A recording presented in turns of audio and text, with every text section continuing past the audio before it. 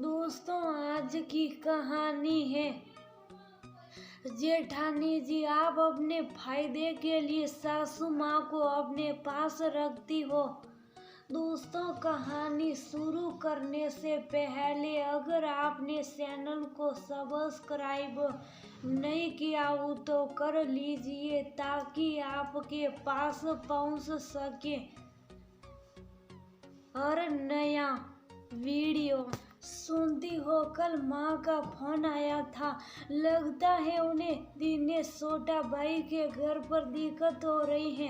खुलकर तो कुछ नहीं बोल रही थी, पर कह रही थी कि सोचा था जब बुढ़ापा आएगा तो बड़े बेटे के साथ रहूंगी और बड़ी बहू जैसी सेवा कहाँ कोई कर पाता है।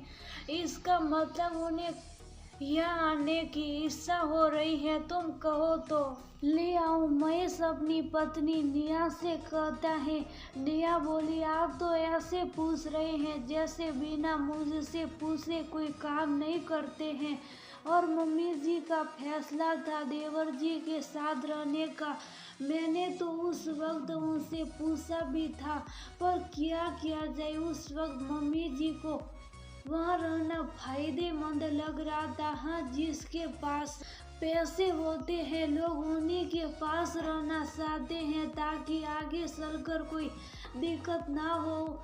इसमें उनका भी कोई दोष नहीं है। अगर वो आना चाहती हैं तो स्वागत है। वैसे भी माँ बाप को साथ रखने में नफा नुकसान नहीं देखा जाता है। महेश बोला, नहीं, मैं इसीलिए कह रहा था कि जब हम सब एक साथ रहते थे तो माँ का व्यवहार तुम्हारे प्रति कुछ अच्छा नहीं था, जो मैंने भी देखा था। पर मैं क्या करता, बड़ा हूँ, लोगों को अपने पर उंगली उठाने का मौका नहीं देना चाहता था। दिनेश ज्यादा कमाता है तो माँ उसके साथ वही रहना चाहती थी। देखा जाए तो उन्हें उधर फायदा दिखता हो, पर कहीं ना कहीं मेरे बारे में भी सोचती होगी कि कहीं मुझे नुकसान ना हो। निया बोली, दिल को बहलाने के लिए ये ख्याल भी अच्छा है पतिदेव। जब अब आपने तय कर ही लिया है कि माँ जी को यहाँ लाने का, तो नफा नुकसान के बारे में और बीती बातों को मत सोचिए, वरना रिश्ते आगे कैसे बढ़ेगा। मेरी माँ कहती थी, बीती बातों को भुलाकर अगर इंसान आगे बढ़ जाता है तो रिश्तों में भी पोगों की भांति नए पत्ते आने लगते हैं। महेश खुश था कि पत्नी पुरानी बातों को एक किनारे करके अभी भी मन में उसकी माँ के लिए सम्मान रखती है। अगले ही दिन महेश माँ को लेने के लिए निकल गया। करीबन 5 घंटे बाद वह कोलकाता से जैसलमेर पहुंचा। निया की देवरानी अनीता बोली, भैया मम्मी जी को ले जा रहे हैं क्या? भाभी से आपने पूछा? महेश मुस्कुराकर बोला, उसकी कोई जरूरत नहीं, क्योंकि जब उसकी माँ मेरे घर आती है तब भी हमें एक दूसरे से पूछने की जरूरत नहीं पड़ती है। निया का मानना है कि रिश्तों में नफा नुकसान नहीं देखा जाता। चाय पीने के बाद महेश अपनी माँ विमला जी से बोला, माँ दिनेश तो यहाँ है नहीं, फिर रुक कर क्या करूँगा, तो चले। विमला जी बोली, बेटा गर्मी का दिन है, सुबह घर से निकले होंगे, कुछ खा लो फिर चलते हैं। अनीता बोली, मम्मी जी आपने तो कहा था भैया के आते ही निकल जाएंगे, इसीलिए मैंने खाना भी नहीं बनाया। भैया आप कहिए तो मैं कुछ ऑर्डर कर देती हूँ। महेश मुस्कुरा कर बोला, नहीं नहीं, मेरे लिए कुछ ऑर्डर करने की जरूरत नहीं है, बस माँ के लिए कुछ दे दो ताकि रास्ते में इन्हें दिक्कत ना हो। मैं तो किसी ढाबे पर भी रुक कर खा लूंगा। विमला जी उदास मन से बोली, बेटा अब मुझे भी बाहर की रूखी सूखी खाने की आदत हो गई है, जो तुम खाओगी मैं भी खा लूंगी। अनीता बोली, मम्मी जी आप ऐसा क्यों कर रही हैं? अब जब हम बाहर का खाना खाते थे तो आपको भी देते थे, नहीं देते तो उस पर भी आप सुनाती, तब भी आज तक जितने भी पैसे खर्च किए सब नुकसान हुआ। विमला जी बोली, बहू तुम मेरी तरह हमेशा नफा नुकसान सोचती हो, तभी किसी रिश्ते को संभाल नहीं पाती हो। अपने अनुभवों से कह रही हूँ, बहुत नुकसान होता है, संभल जाओ। मेरे तो 2 बेटे, एक ने नहीं संभाला तो दूसरे के पास जा रही हूँ। तुम सोचो तुम क्या करोगी। महेश बोला, माँ छोड़ो इन बातों को, चलो चलते हैं वरना पहुँचते पहुँचते रात हो जाएगी। महेश ने माँ का बैग उठाया और माँ को लेकर चला गया। 2 साल पहले निया के ससुर शर्मा जी का देहांत हो गया था। उस वक्त विमला जी ने सोचा, बड़ा बेटा कम कमाता है तो वहाँ आराम कम मिलेगा। अपना फायदा सोचकर वह छोटे बेटे दिनेश के पास चली गई। पर 6 महीने में भी सभी के रंग रूप सामने आने लगे। पर जब गलती खुद की हो तो करती क्या। 3-4 महीने में महेश के पास आती थी, पर फिर छोटे बेटे के पास चली जाती थी। धीरे धीरे उन्हें वहाँ दिक्कत होने लगी। जब कोई नौकर चाकर नहीं रहता तो अनीता सारा काम विमला जी से करवाती। तब विमला जी को अपने नुकसान का एहसास हुआ। महेश को इस बात का एहसास था, पर आखिर वह करता भी क्या।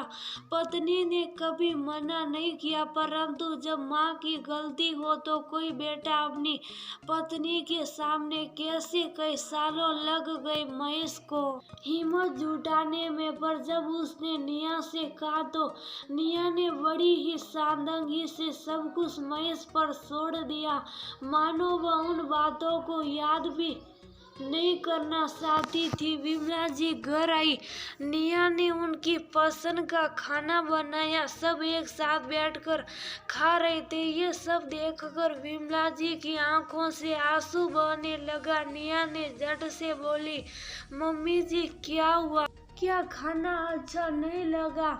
वह बोली, बहू मुझे माफ कर दो, मैं अपने फायदे के लिए छोटी बहू के पास चली गई थी, पर कभी भी मुझे एहसास नहीं हुआ कि वो मेरे बेटे का घर है। निया बोली, पुरानी बातों को भूल जाइए, ये घर जी आपका ही है। हाँ, उसने ऐसा आराम तो नहीं दे पाऊंगी, पर एक बहू का फर्ज जरूर निभाऊंगी। निया के इतना कहते ही विमला जी ने उसे गले से लगा लिया। धीरे धीरे समय बड़ी अच्छी तरीके से कटने लगा। निया के बिना कहे ही विमला जी आगे बढ़कर उसकी मदद करती थी। निया की शादी की 15वीं सालगिरह आई। विमला जी ने अपनी अलमारी से अपना एक पुराना झुमका निकाल कर निया को दिया और कहा, तुम सही मायने में घर की बड़ी बहू हो। जैसे इस झुमके की लड़कियां एक दूसरे से जुड़ी हैं, आगे भी सबको ऐसे ही जोड़कर रखना। शाम में दिनेश अनीता के साथ आया तो निया चाय और नाश्ता लेकर आई। लीजिए देवर जी, आपको प्याज के पकोड़े बहुत पसंद है तो गर्मा गर्म चाय पीजिए और पकोड़े खाइए। तभी अनीता की नजर निया के झुमकों पर पड़ी। अनीता ललचाई नजरों ने उसे देखी और बोली, भाभी इतने भारी झुमके पहनोगी तो कान कट जाएगा, और ये झुमका मुझे देखा हुआ लग रहा हो ना हो ये झुमका मम्मी जी का है जो उन्होंने आपको दे दिए। मुझे तो आज तक कुछ नहीं दिया हुआ भाभी। मम्मी जी के यहाँ आते ही आपको तो फायदा हो गया। निया मुस्कुरा कर बोली, सही पहचानी हो देवरानी जी, तुम्हारी नजर तो बड़ी तेज है। जब मम्मी जी मुझे पहली बार देखने आई थी तब पहन कर आई थी। उन्होंने कहा था कि जब तुम्हारी 15वीं सालगिरह आएगी तब मैं ये झुमके दूंगी। मुझे याद है सब इस झुमके की बहुत तारीफ करते थे। छोड़ो इन बातों को, वह तो मम्मी जी ने कहा इसीलिए मैं पहन ली, वरना मैं इतनी भारी झुमके कहाँ पहनती हूँ। और वह पानी लेने चली गई। निया के जाते ही अनीता विमला जी को किनारे ले जाकर बोली, मम्मी जी हमारे घर में आप साल भर रही पर कभी मुझे तो आपने इतना भारी झुमका नहीं दिया। आपने जानबूझकर अपना भारी झुमका भाभी को दिया, इसीलिए आप यहाँ आने के लिए परेशान थी है ना। विमला जी बोली, बहू तुम भूल गई क्या, तुम्हारी शादी के बाद तुम्हें भी झुमके दी थी और ये झुमका तो बहुत पुराना है।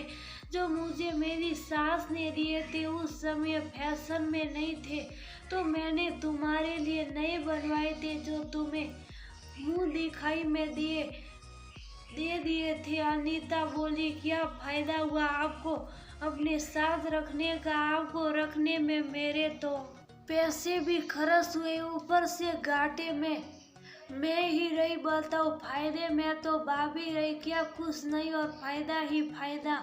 निया विमला जी के चेहरे पर हाव भाव को दूर से देखकर समझ रही थी कि कोई गंभीर बात हो रही है। निया आइसक्रीम लेकर सबके लिए आई तो अनीता बोली, मुंह तो आप मीठा करो भाभी, मम्मी जी को तो यहाँ लाने में आप सफल रही, आपके लिए मम्मी जी को यहाँ आना फायदे का सौदा रहा।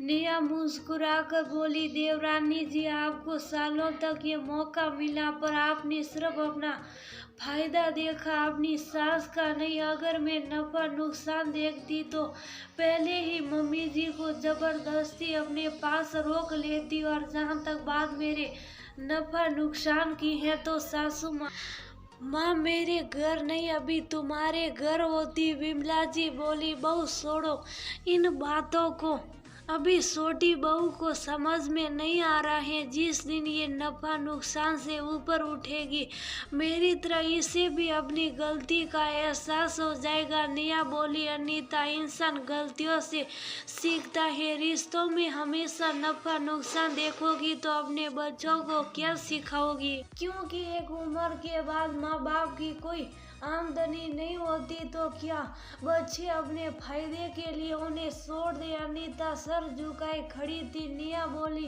तुम मेरी छोटी बहन जैसी है इसीलिए समझा रही हूँ, कल को मेरे यहाँ तुम्हारे साथ ईश्वर ना करे कभी ऐसी घटना हो, इसीलिए सचेत कर रही हूँ। अब मम्मी जी हमारे साथ ही रहेगी पर ये घर भी तुम्हारा ही है, जब जी चाहे आ जाना और जब सी चाहे इन्हें घुमाने के लिए ले जाना। मेरी बातों को दिल पर मत लेना, अब आइसक्रीम खाओ वरना इसकी मिठास कम हो जाएगी। कुछ घंटे बाद दिनेश और अनीता जाने लगे। अनीता ने हाथ जोड़कर अपनी सास और जेठानी से माफी मांगी।